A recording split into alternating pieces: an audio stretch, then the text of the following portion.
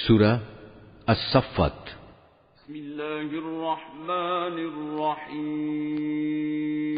রহমান রহিম আল্লাহ তাআলার নামে।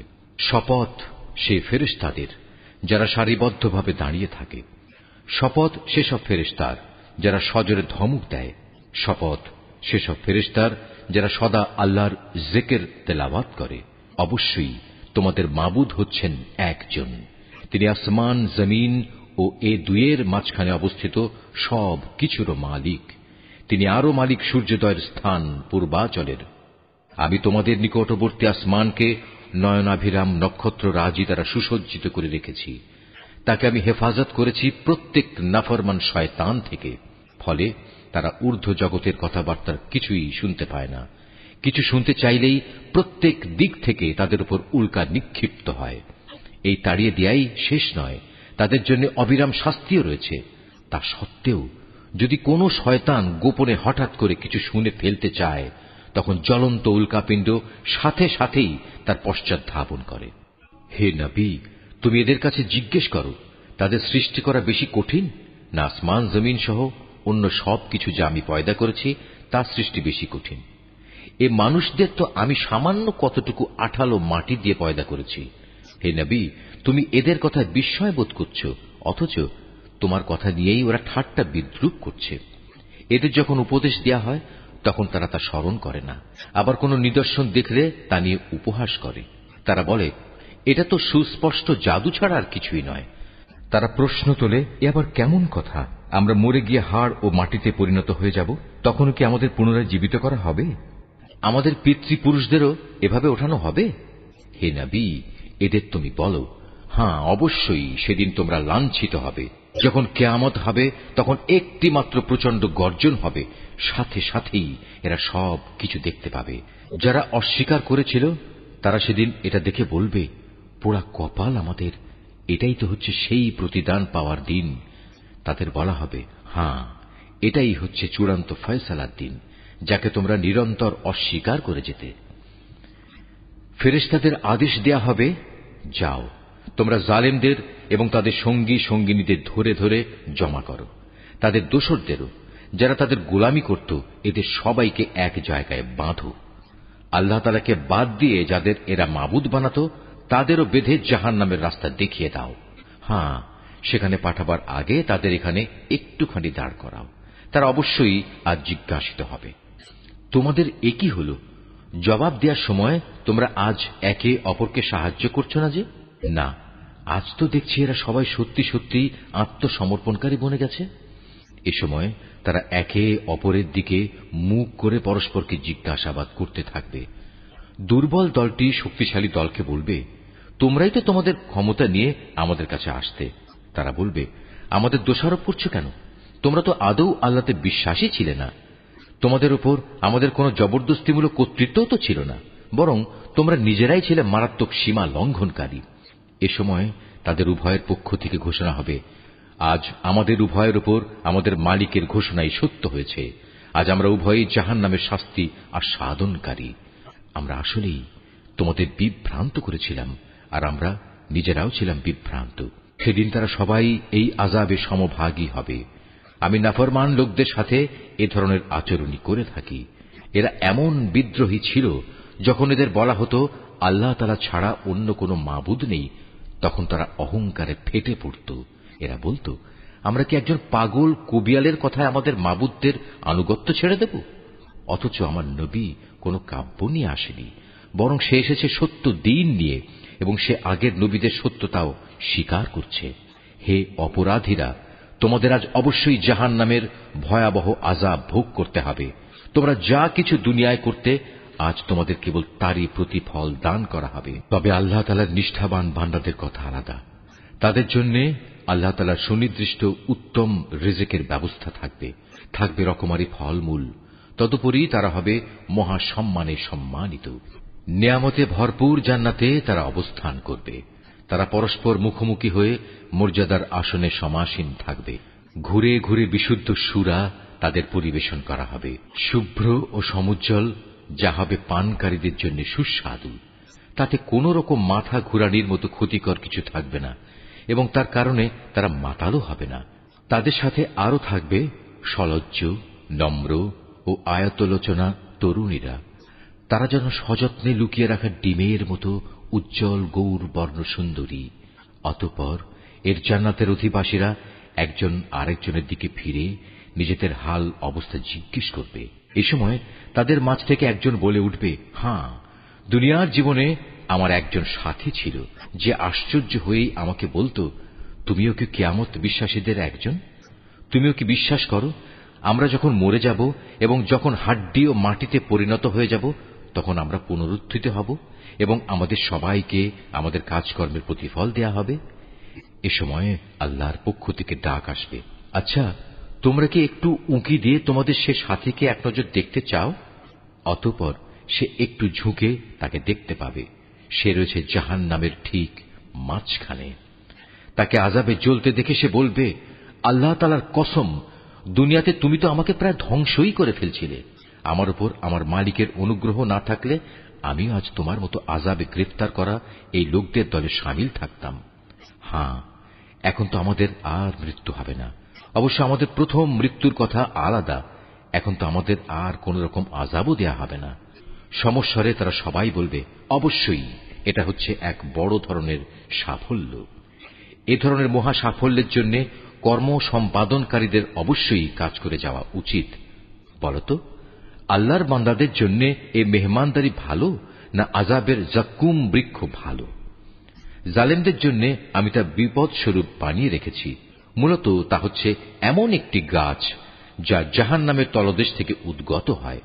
তার ফলগুলো এমন বিশ্রী, মনে হবে তা বুঝি এক একটা শয়তানের মাথা। যারা জাহান্নামের অধিবাসী তারা এ থেকেই ভক্ষণ করবে এবং এ দিয়েই তাদের পেট ভর্তি করবে। অতঃপর তার উপর ফুটন্ত পানি ও পুঁজ মিলিয়ে তাদের পান করার জন্য দেয়া হবে। তারপর নিঃসন্দেহে তাদের প্রত্যাবর্তন স্থান হবে অতলান্ত জাহান্নামের দিকে। নিঃসন্দেহে তারা তাদের পিতামাতাকে গোমরা হিসেবে পেয়েছে। তারপরেও নির্বিচারে তারা তাদের গোমরা পিতামাতাদের পদাঙ্ক অনুসরণ করে চলেছে। তাদের আগে তাদের পূর্ববর্তীদের অধিকাংশ লোকও এভাবে গোমরা হয়ে গিয়েছিল। তাদের মধ্যেও আমি সতর্ককারী নবী পাঠিয়েছিলাম। অতএব হে নবী, তুমি একবার চেয়ে দেখো, যাদের এভাবে সতর্ক করা হয়েছিল তাদের কি ভয়াবহ পরিণাম হয়েছে। অবশ্য আল্লাহ তাআলার নিষ্ঠাবান বান্দাদের কথা আলাদা, তারা আযাব থেকে একান্ত নিরাপদ। একসময় নূহও সাহায্য চেয়ে আমাকে ডেকেছিল। তার জন্য কত উত্তম সাড়া দানকারী ছিলাম আমি। তাকে এবং তার পরিবার পরিজনদের আমি এক মহা সংকট থেকে উদ্ধার করেছি। তারই বংশধরদের আমি দুনিয়ার বুকে অবশিষ্ট রেখে দিয়েছি। অনাগত মানুষদের মাঝে আমি তার উত্তম স্মরণ অব্যাহত রেখেছি। সৃষ্টিকুলের মাঝে নূহের উপর সালাম বর্ষিত হোক। অবশ্যই আমি এভাবে সৎ কর্মপরায়ণশীলদের পুরস্কৃত করি। নিঃসন্দেহে সে ছিল আমার মোমেন বান্দাদের অন্যতম। অতঃপর তার জাতির অবশিষ্ট কাফের সকলকে আমি বন্যার পানিতে ডুবিয়ে দিয়েছি। নূহের পথ অনুসারী দলের মাঝে ইব্রাহিমও ছিল একজন। যখন সে বিশুদ্ধ মনে তার মালিকের কাছে হাজির হয়েছিল, যখন সে তার পিতা ও তার জাতিকে জিজ্ঞেস করেছিল, হায়, তোমরা সবাই এসব কিসের পূজা করছো? তোমরা কি আল্লাহকে বাদ দিয়ে মন গড়া মাবুদদেরই পেতে চাও? বলো, এ সৃষ্টিকুলের মালিক সম্পর্কে তোমাদের ধারণা কি? অতঃপর সে একবার সত্যের সন্ধানে তারকা রাজির দিকে তাকালো। অতঃপর বলল, সত্যি আমি অসুস্থ। অতঃপর লোকেরা তার থেকে নিরাশ হয়ে সবাই চলে গেল। পরে সে চুপি চুপি তাদের দেবতাদের মন্দিরের কাছে গেল এবং দেবতাদের প্রতি তামাশার ছলে বলল, কি ব্যাপার, এত প্রসাদ এখানে পড়ে আছে, তোমরা খাচ্ছ না যে? এ কি হলো তোমাদের? তোমরা কি কথাও বলো না? অতঃপর সে ওদের উপর সবলে আঘাত হানল। লোকেরা যখন এটা শুনল, তখন তারা দৌড়াতে দৌড়াতে তার দিকে ছুটে এলো। তাকে এ বিষয়ে জিজ্ঞেস করলে সে বলল, তোমরা কি এমন কিছুর পূজা করো যাতে তোমরা নিজেরাই পাথর খোদাই করে নির্মাণ করো, অথচ আল্লাহ তাআলাই তোমাদের সৃষ্টি করেছেন এবং সৃষ্টি করেছেন তোমরা যা কিছু মাবুদ বানাও তাদেরও? এ কথা শুনে তারা একজন আরেকজনকে বলল, তার জন্য একটি অগ্নিকুণ্ড প্রস্তুত করো এবং তাতে আগুন জ্বালাও। অতঃপর সে জ্বলন্ত আগুনে তাকে নিক্ষেপ করো। তারা এর মাধ্যমে আসলে তার বিরুদ্ধে একটা ষড়যন্ত্র আঁটতে চেয়েছিল, কিন্তু আমি তাদের চক্রান্ত ব্যর্থ ও হীন করে দিলাম। এবার সে বলল, আমি এবার আমার মালিকের রাস্তার দিকে বেরিয়ে পড়লাম। আমি বিশ্বাস করি অবশ্যই তিনি আমাকে সঠিক পথে পরিচালিত করবেন। অতঃপর সে আল্লাহ তাআলার দরবারে দোয়া করল, হে আমার মালিক, আমাকে তুমি একজন নেক সন্তান দান করো। এরপর আমি তাকে একজন ধৈর্যশীল পুত্রের সুসংবাদ দিলাম। সে যখন তার পিতার সাথে দৌড়াদৌড়ি করার মতো বয়সের অবস্থায় উপনীত হল, তখন সে ছেলেকে বলল, হে বৎস, আমি স্বপ্নে দেখি আমি যেন তোমাকে জবাই করছি। বলো, এ ব্যাপারে তোমার অভিমত কি? স্বপ্নের কথা শুনে সে বলল, হে আমার স্নেহপরায়ণ আব্বা জান, আপনাকে যা আদেশ করা হয়েছে আপনি অবিলম্বে তা পালন করুন। ইনশাআল্লাহ আপনি আমাকে এ সময়ও ধৈর্যশীলদের মাঝে পাবেন। অতঃপর যখন তারা পিতা পুত্র দুজনেই আল্লাহ তাআলার ইচ্ছার সামনে আত্মসমর্পণ করল এবং সে তাকে জবাই করার উদ্দেশ্যে কাত করে শুইয়ে দিল, তখন আমি তাকে ডাক দিয়ে বললাম, হে ইব্রাহিম, তুমি আমার দেখানো স্বপ্ন সত্য প্রমাণ করেছ। আমি তোমাদের উভয়কে মর্যাদাবান করব। মূলত আমি এভাবেই সৎ কর্মশীল মানুষদের পুরস্কার দিয়ে থাকি। এটা ছিল তাদের উভয়ের জন্য একটা সুস্পষ্ট পরীক্ষা মাত্র। এ কারণেই আমি তার ছেলের পরিবর্তে আমার নিজের পক্ষ থেকে একটা বড় কোরবানির জন্তু সেখানে দান করলাম। অনাগত মানুষদের জন্য এই বিধান চালু রেখে তার স্মরণ আমি অব্যাহত রেখে দিলাম। শান্তি বর্ষিত হোক ইব্রাহিমের ওপর। আর এভাবেই আমি আমার নেক বান্দাদের পুরস্কার দিয়ে থাকি। অবশ্যই সে ছিল আমার মোমেন বান্দাদের একজন। কিছুদিন পর আমি তাকে এ মর্মে ইসহাকের জন্মের সুসংবাদ দান করলাম যে সে হবে নবী ও আমার নেক বান্দাদের একজন। আমি তার উপর ও তার সন্তান ইসহাকের উপর আমার অগণিত বরকত নাজিল করেছি। তাদের উভয়ের বংশধরদের মাঝে কিছু সৎ কর্মশীল মানুষ যেমন আছে, তেমনি আছে কিছু নাফরমান, যে নিজের উপর নিজে জুলুম করে স্পষ্ট অত্যাচারী হয়ে বসে আছে। আমি মুসা ও হারুনের উপর অনেক অনুগ্রহ করেছি। আমি তাদের দুজনকে ও তাদের জাতিকে বড় রকমের এক সংকট থেকে উদ্ধার করেছি। আমি ফিরআউনের মোকাবেলায় তাদের প্রভূত সাহায্য করেছি, ফলে এক পর্যায়ে তারা বিজয়ীও হয়েছে। আমি তাদের উভয়কে বিশদ গ্রন্থ তাওরাত দান করেছি। এর মাধ্যমে তাদের উভয়কে আমি দ্বীনের সহজ পথ বাতলে দিয়েছি। আমি অনাগত মানুষদের মাঝে তাদের উত্তম স্মরণ অব্যাহত রেখেছি। সালাম বর্ষিত হোক মুসা ও হারুনের উপর। অবশ্যই আমি নেককার লোকদের এভাবে পুরস্কার দিয়ে থাকি। মূলত এরা দুজনই ছিল আমার মোমেন বান্দাদের অন্তর্ভুক্ত। আমার বান্দা ইলিয়াসও ছিল রসুলদের একজন। যখন সে তার জাতিকে ডেকে বলেছিল, তোমরা কি আল্লাহ তাআলাকে ভয় করবে না?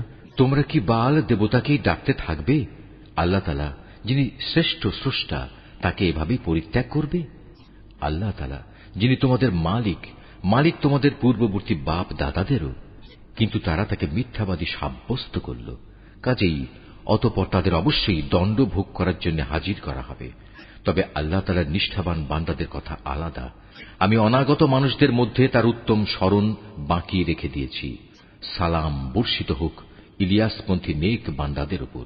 তাদের স্মরণ অব্যাহত রেখে আমি এভাবেই সৎ কর্মপরায়ণ মানুষদের পুরস্কার দিয়ে থাকি। অবশ্যই সে ছিল আমার নেক বান্দাদের মধ্যে একজন। নিঃসন্দেহে লূতও ছিল রসুলদের একজন। যখন আমি তাকে এবং তার সকল পরিবার পরিজনকে একটি পাপী সম্প্রদায়ের উপর আগত আযাব থেকে উদ্ধার করেছি, একজন বৃদ্ধা মহিলা বাদে, কেননা সে ছিল পেছনে পড়ে থাকা ধ্বংসপ্রাপ্ত লোকদেরই অন্তর্ভুক্ত। অতঃপর অবশিষ্ট সবাইকে আমি বিনাশ করে দিয়েছি। তোমরা তো ভ্রমণের সময় তাদের সে ধ্বংসাবশেষগুলোর উপর দিয়েই ভোরবেলায় পথ অতিক্রম করে থাকো। অতিক্রম করো প্রতি সন্ধ্যা ও রাতের বেলায়। তবু কি তোমরা এই ঘটনা থেকে কিছু শিক্ষা গ্রহণ করবে না? ইউনুসও ছিল রসুলদের একজন। এটা সে সময়ের কথা যখন সে পালিয়ে গিয়ে একটি মাল ভর্তি নৌযানে পৌঁছল। নৌকাটি অচল হয়ে যাওয়ায় আরোহীদের মাঝে এ অলক্ষণী ব্যক্তি কে? অতঃপর লটারির মাধ্যমে তা পরীক্ষা করা হল এবং ফলাফল অনুযায়ী সে ইউনুসই অলক্ষণে অপরাধী সাব্যস্ত হল। অতঃপর একটি বড় আকারের মাছ এসে তাকে গিলে ফেলল। এ অবস্থায় সে মাছের পেটে বসে নিজেকে ধিক্কার দিতে লাগল। যদি সে তখন আল্লাহ তাআলার পবিত্রতা ও মাহাত্ম্য ঘোষণা না করত, তাহলে তাকে তার পেটে কিয়ামত পর্যন্ত কাটাতে হতো। অতঃপর আমি তাকে মাছের পেট থেকে বের করে একটি গাছপালাহীন প্রান্তরে নিক্ষেপ করলাম। এ সময় সে অসুস্থ হয়ে পড়েছিল। সেখানে তার উপর ছায়া দান করার জন্য আমি একটি লতা বিশিষ্ট লাউ গাছ উদ্গত করলাম। অতঃপর তাকে আমি 1,00,000 লোকের জনবসতির কাছে নবী বানিয়ে পাঠালাম, বরং এ সংখ্যা অন্য হিসেবে ছিল আরো বেশি। এরপর তারা তার উপর ঈমান আনল, ফলে আমিও তাদের একটি সুনির্দিষ্ট সময় পর্যন্ত জীবন উপভোগ করতে দিলাম। হে নবী, এদের তুমি জিজ্ঞেস করো, তারা কি মনে করে তোমাদের মালিকের জন্য রয়েছে কন্যা সন্তান আর তাদের জন্য রয়েছে সব পুত্র সন্তান? আমি কি ফেরেশতাদের মহিলা করে বানিয়েছিলাম এবং বানাবার সময় তারা কি সেখানে উপস্থিত ছিল? সাবধান, তারা কিন্তু এসব কথা নিজেরা নিজেদের মন থেকেই বানিয়ে বলে। আল্লাহ তাআলা সন্তান জন্ম দিয়েছেন, আসলে ওরা হচ্ছে সুস্পষ্ট মিথ্যাবাদী। আল্লাহ তাআলা কি ছেলেদের উপর অগ্রাধিকার দিয়ে নিজের জন্য কন্যা সন্তানদের পছন্দ করেছেন? এ কি হলো তোমাদের? কেমন অর্থহীন সিদ্ধান্ত করছো তোমরা? তোমরা কি কখনোই কোনো সদুপদেশ গ্রহণ করবে না? অথবা আছে কি এর পক্ষে তোমাদের কাছে কোনো সুস্পষ্ট দলিল প্রমাণ? থাকলে তোমরা তোমাদের সে কিতাব নিয়ে এসো, যদি তোমরা সত্যবাদী হও। এ লোকেরা আল্লাহ তাআলা ও জিন জাতির মধ্যে একটা সম্পর্ক স্থির করে রেখেছে, অথচ জিনেরা জানে অন্য বান্দাদের মতোই তারা আল্লাহ তাআলার আদেশের অধীন, এবং তাদের মধ্যে যারা বদকার তাদের অবশ্যই শাস্তির জন্য একদিন নিয়ে আসা হবে। এরা আল্লাহ তাআলা সম্পর্কে যেসব বেহুদা কথাবার্তা বলে, আল্লাহ তাআলা তা থেকে পবিত্র ও মহান। তবে হ্যাঁ, যারা আল্লাহ তাআলার নিষ্ঠাবান বান্দা তারা আলাদা। অতএব হে কাফেররা, তোমরা এবং তোমরা যাদের গোলামি করো সবাই মিলেও তাদের আল্লাহ তাআলা সম্পর্কে বিভ্রান্ত করতে পারবে না। তোমরা কেবল তাদেরই গোমরা করতে পারবে যারা জাহান্নামের অধিবাসী। ফেরেশতাদের কথা স্বতন্ত্র, কেননা তারা বলেছিল আমাদের মধ্যে থেকে প্রত্যেকের জন্য একটি নির্ধারিত পবিত্র স্থান রয়েছে। আমরা তো আল্লাহ তাআলার সামনে সারিবদ্ধভাবে দণ্ডায়মান থাকি এবং সদা সর্বদা আমরা তাঁর পবিত্রতা ও মাহাত্ম্য ঘোষণা করি। এসব লোকেরাই কোরআন নাজিলের আগে বলতো, পূর্ববর্তী লোকদের কেতাবের মতো যদি আমাদের কাছেও কোনো উপদেশ গ্রন্থ থাকত, তাহলে তার বদৌলতে আমরাও আল্লাহ তাআলার নিষ্ঠাবান বান্দা হয়ে যেতাম। অতঃপর যখন তাদের কাছে আল্লাহর কিতাব এলো, তখন তারা তা অস্বীকার করল। অচিরেই তারা এই আচরণের পরিণাম জানতে পারবে। আমার খাস বান্দা রসুলদের ব্যাপারে আমার এ কথা সত্য হয়েছে। তারা অবশ্যই সাহায্য প্রাপ্ত হবে এবং আমার বাহিনী সর্বশেষে বিজয়ী হবে। অতএব হে নবী, কিছুকালের জন্য তুমি এদের উপেক্ষা করো, তুমি তাদের অবস্থা পর্যবেক্ষণ করতে থাকো। অচিরেই তারা বিদ্রোহের পরিণাম দেখতে পাবে। এরা কি তাহলে সত্যিই আমার আযাব ত্বরান্বিত করতে চায়? এর আগে যাদের এভাবে সতর্ক করা হয়েছিল, তাদের আঙিনায় যখন শাস্তি নেমে এলো, তখন গজব নাজিলের সে সকালটা তাদের জন্য কত মন্দ ছিল। অতএব হে নবী, কিছুকালের জন্য তুমি এদের উপেক্ষা করো, তুমি শুধু ওদের পর্যবেক্ষণই করে যাও। শীঘ্রই ওরা সত্য প্রত্যাখ্যানের পরিণাম নিজেরাই প্রত্যক্ষ করবে। পবিত্র তোমার মালিকের মহান সত্তা। তারা তাঁর সম্পর্কে যা কিছু অর্থহীন কথাবার্তা বলে, তিনি তা থেকে পবিত্র, অনেক বড়, সকল ক্ষমতার একক অধিকারী। অনাবিল শান্তি বর্ষিত হোক রসুলদের ওপর। সমস্ত প্রশংসা নিবেদিত সৃষ্টিকুলের মালিক